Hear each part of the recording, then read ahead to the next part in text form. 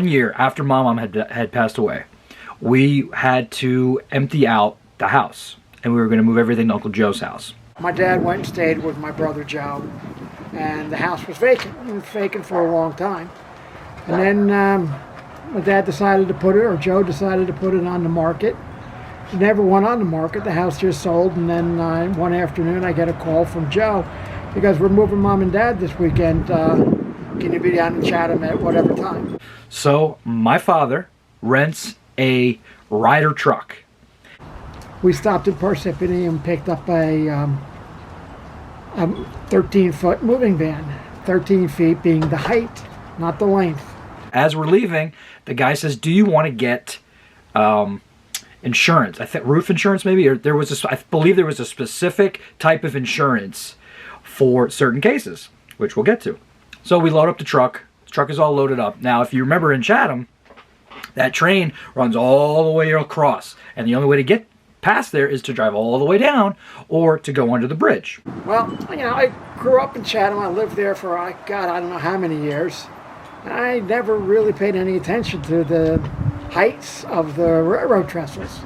I know the one on Lafayette Avenue was really, really high, but I didn't go that way. So we're just packed up. We have everything packed up. We're about to leave, and I just started to drive. I was probably 17 or 18, and I asked if JP could come with me in the van behind the truck. So my father says, "No, you're going to fool around. You're going to get into a car accident." And I did not want JP and Matt to drive together. So I told JP to come with me.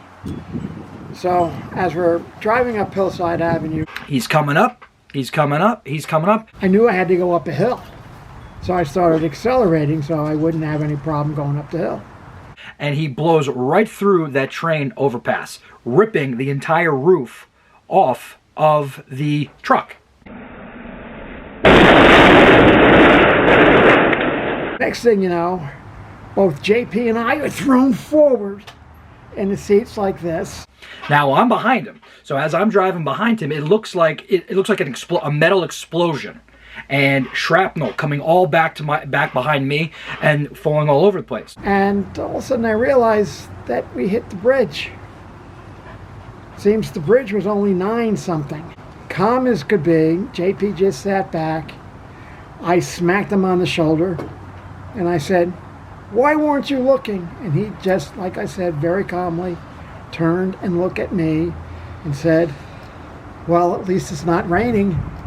So we're there waiting for a tow truck for maybe 2 or 3 hours.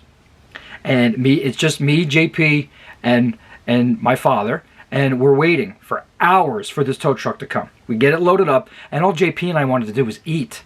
We were starving. This big tow truck showed up, and it was, he had the big pipes coming up.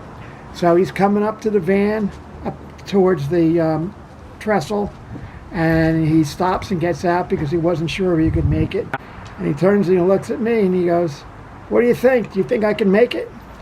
And I said, "I'm not really the person to be asking today."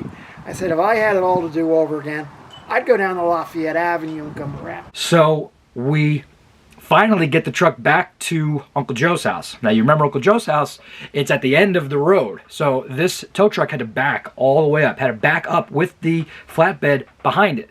And we're like, all right, this is great, because now we got it back here. We'll unload the shit real quick, no problem, and then JP and I can eat. Well, we go to open the door, and guess what? The door doesn't open because the railing on the roof had ripped off. So we couldn't even raise the door open. So we had to get a little hydraulic jack, and we had to crank it up 1 brick at a time, because once we got it up high enough, we would put a brick underneath, and then the jack it up again, and put another brick, jack it up, brick. So that took another probably 2.5 hours.